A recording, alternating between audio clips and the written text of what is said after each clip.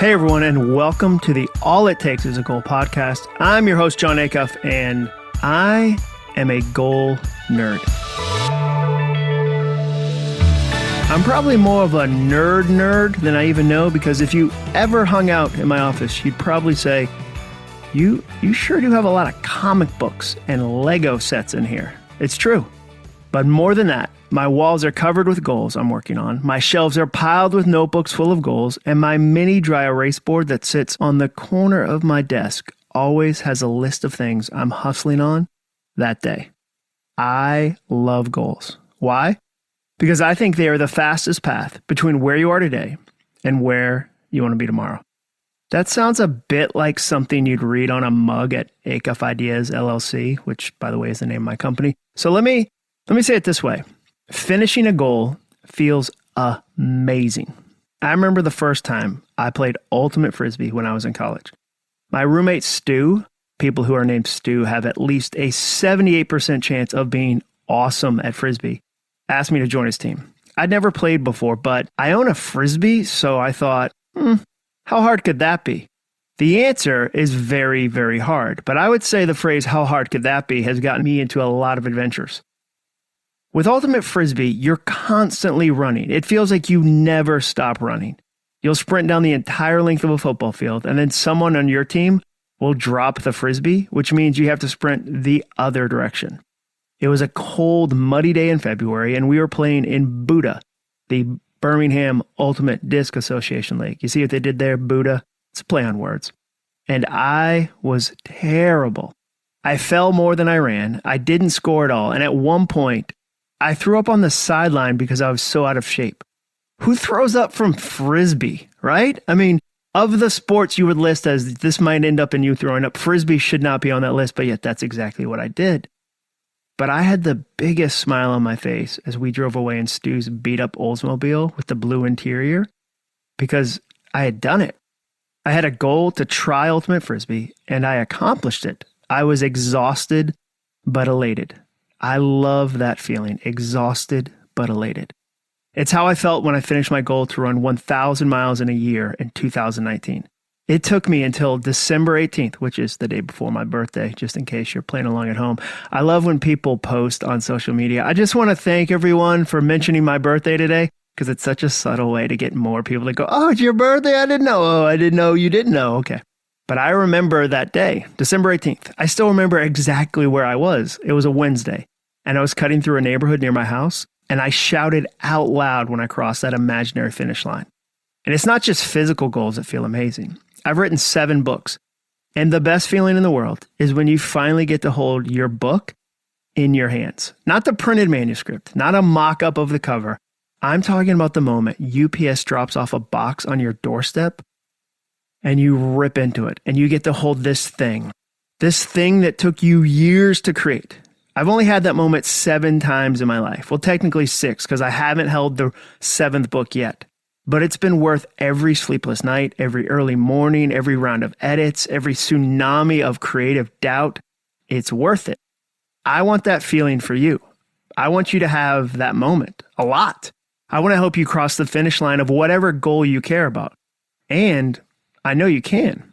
How do I know? Because you send me the most amazing packages, emails, and direct messages. For example, I have an entire bookshelf of books you've written in my office. You read one of my books, figured out how to finish your own, and then you did it. And then you mailed me a copy. I have stacks of invitations to your graduations for your doctorate programs or the undergrad you finished. You've sent me photos of your weight loss, your cleaned out attic, your sales numbers for the business you started. You've allowed me to celebrate thousands of wins with you over the last decade. And in many ways, I think we're just getting started. That's why I'm doing this podcast. Because if there's one thing I've learned about goals over the years, it's that the future belongs to finishers. Each episode will be about 15 to 20 minutes long, unless I'm interviewing someone. I could see those episodes being a little bit longer. In this first episode, I want to talk about shortcuts. Why? Because everyone says that they don't exist, and I think everyone is wrong. We've been told for years that there aren't any shortcuts, right? Here are just a few of the quotes I found about shortcuts. There are no shortcuts to success. I'm going to read quotes in that voice so that you can distinguish. It's kind of like, imagine all caps. That's my all cap voice. I'm still figuring out this podcast thing. So I don't know if you're supposed to have different voices where it's like, this is my italics voice or this is my all caps. Let's just go with it. There are no shortcuts to success. There are no shortcuts in the quest for perfection. There are no shortcuts to any place worth going. A shortcut is the longest distance between 2 points. Shortcuts aren't always. I like that one. It's like a riddle. Shortcuts aren't always. There are no shortcuts in life, only those we imagine. And perhaps my personal favorite. If you take shortcuts, you get cut short. You know who said that? Gary Busey. And he was in Point Break, so I tend to take anything he says very seriously. The evidence is mounting. If everyone is saying there aren't any shortcuts, it must be true, right?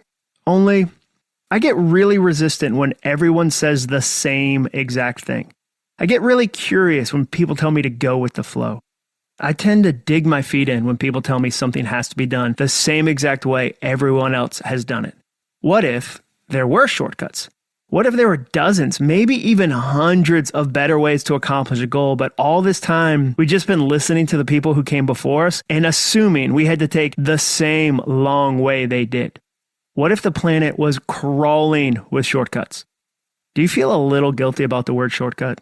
Right now, is it making your skin crawl a little? Are you remembering every coach, boss, or parent who told you, there are no shortcuts in life? That was all cap again.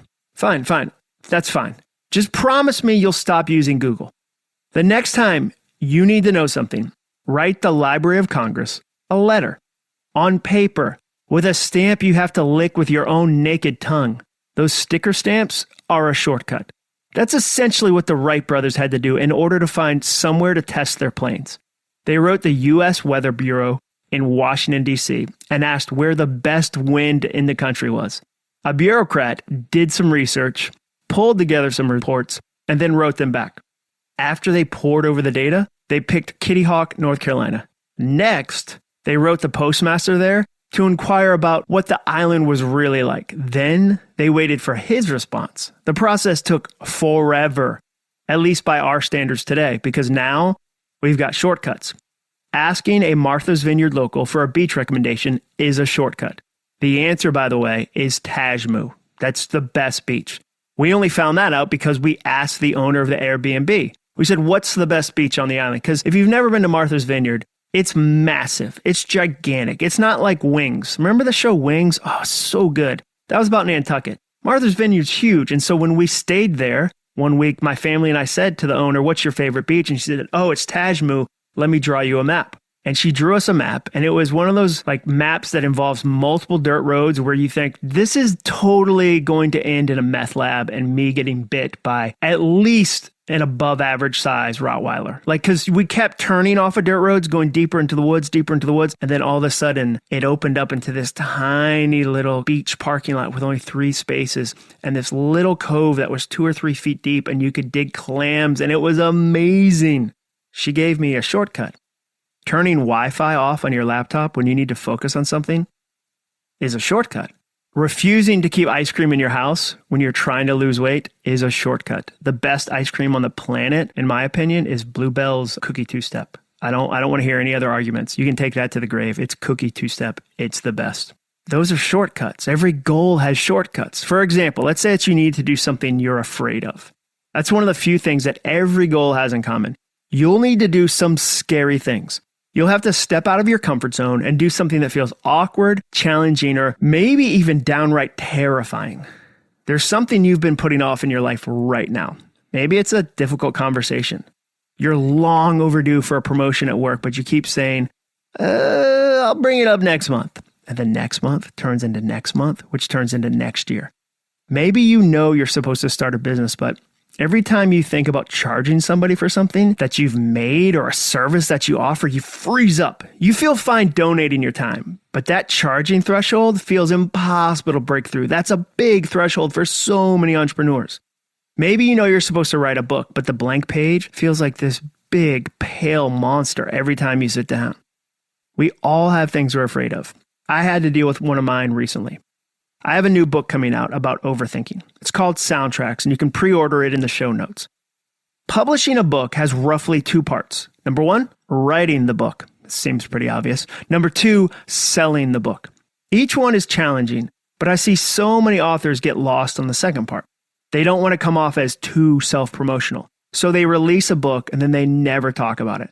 By the way, the only people who are worried about being too self-promotional are never the people who are too self-promotional. The people who are too self-promotional never worry about that. They're just out there like slamming their stuff into people's like houses, like buy my stuff, buy my stuff, buy my stuff. Those people are too self-promotional. If you're even asking the question, I don't want to be too self-promotional, what do I do? You're probably in a pretty good place. I always tell authors like that, well, then next time, don't release a book.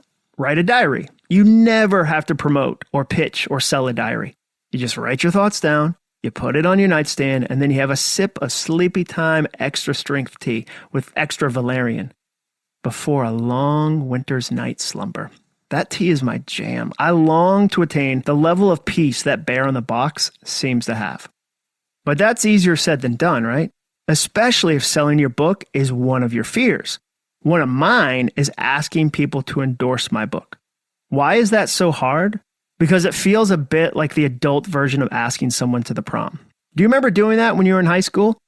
Was that fun? If you could do it 20 or 30 times, would you think, yay? And by the way, if you're my age, I'm 45. How glad are you that prom proposals didn't exist or promposals didn't exist when you were a kid?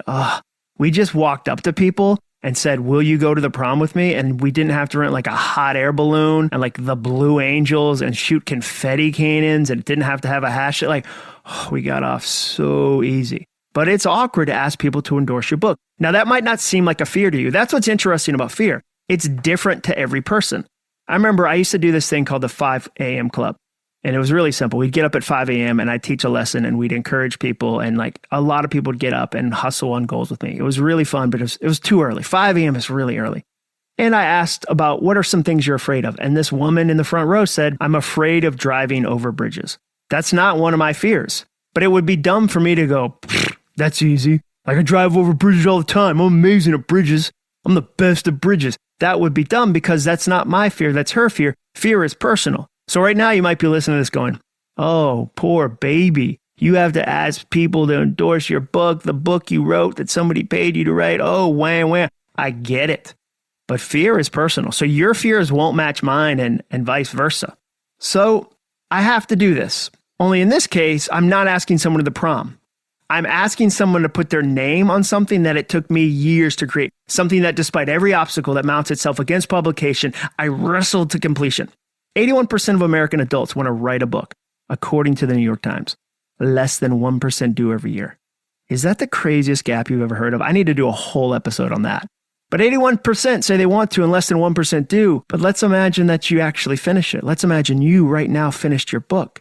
And now you have to ask semi-strangers to say that it's good. Now don't get your identity wrapped up in it. That's what they always say, of course. But to quote the movie Taken, good luck. Despite your best efforts, your identity gets involved a little bit, and you have to jump into this knowing that some people are going to say no. That's going to happen, and it should. I don't harbor any ill will to anyone who tells me no. I'll be honest with you. It hurts my feelings at first. It does. What am I, made of metal? Of course it does. It feels like rejection because I guess technically it is rejection. I am disappointed to hear that someone does not want to endorse my book. But I get over it because I understand it's part of the process. And I tell people no all the time too. There are a million legitimate reasons people can pass on endorsing your book. You know that in your head, but it's challenging because fear lives in your heart and your belly. But if you believe in your book, and I believe in mine, you have to ask people to endorse it. You have to grit your teeth and push on. Every goal has these moments where you have to ask yourself, okay, I have to do this new thing. I have to do this scary thing. I have to do this uncomfortable thing. Do I believe in this goal, the outcome, enough to push through those moments? And you're in that spot right now too, maybe. Like you've known for maybe a week or maybe a year or maybe even a decade that you're supposed to do something. Let's pause right there for a second. What's the first thing that came to your mind when I said, there's a thing you're supposed to do? If you're listening to this and you have a piece of paper nearby, write it down. Write that thing down. I dare you. You're supposed to do something, but you've been afraid, maybe even terrified. So how do you do things that terrify you? Here are the 5 shortcuts I use. Number 1, turn the fear into a list. I can't act on a fear. A fear is too big and undefined and shapeless. I don't know how to approach it. But if I can take that seemingly massive blob of doubt and stress and anxiety and turn it into a list, I can actually see some actions hidden in it. Fear fears action. It's terrified that you're going to take the next step and discover the thing you've been avoiding is not in fact impossible. In the case of the endorsement requests, I made a list of all the people I wanted to ask. I made a list.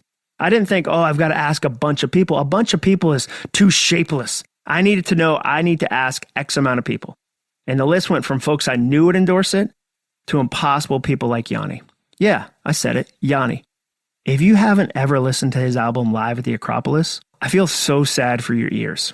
This is not shtick or sarcasm, by the way. That is a desperate plea from me to you to listen to the greatest album ever recorded.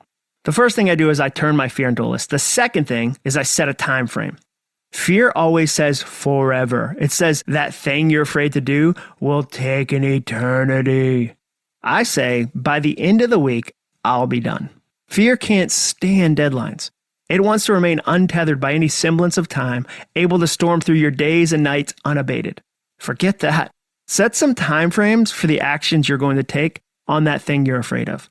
I used 3 different time frames to help me with this particular task. Number 1, I had a month-long deadline, meaning that I had to have the endorsements completely turned into the publisher within a month.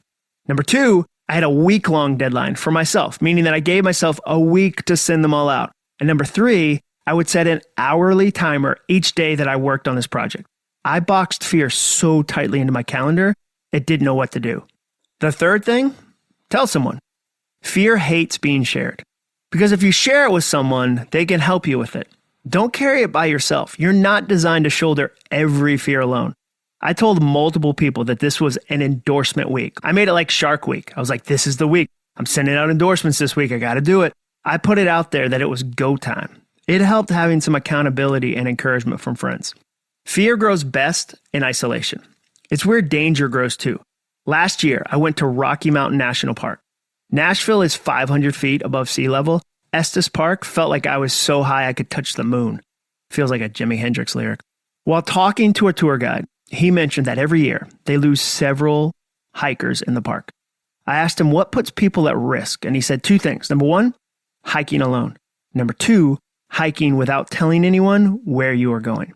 It's one thing to hike alone. That's an act of solitude. It's another thing to not tell anyone where you are going. That's an act of isolation. I told my friend Ben that I was thinking about chickening out from asking one of my heroes, Laird Hamilton, for an endorsement. If you don't know Laird Hamilton, he's essentially the Michael Jordan of surfing. It's him and Kelly Slater. He was Kevin Costner's stunt double in the movie Waterworld, helped pioneer paddleboarding, and does scarier things before breakfast than I do all day. You might have heard of his wife, Gabby Reese, the most famous female volleyball player of all time. When it came to writing about overthinking and mindset, I knew Laird would have something to say. Any guy who rides 70-foot waves that are traveling at 50 miles per hour knows all about the importance of getting your thoughts in order. I told Ben I wanted to ask Laird to endorse my book, but I was going to chicken out. I was afraid to do it. Ben got really excited and challenged me to do it. He held me accountable. You've got to tell someone about the thing you're going to do. The 4th thing, ask what's the worst that can happen. I used to hate when people would say things like that. Like, what's the worst that can happen? Someone says no. I think, yeah, that is the worst that can happen. No is terrible. No is crushing. I can't hear that word. But the reality is that's just not true. The problem is that fear is a kaleidoscope. It's a magnifying glass. It's an exaggerator. Right now, what's the worst thing that can happen if you actually do that thing you're afraid of? Write that down.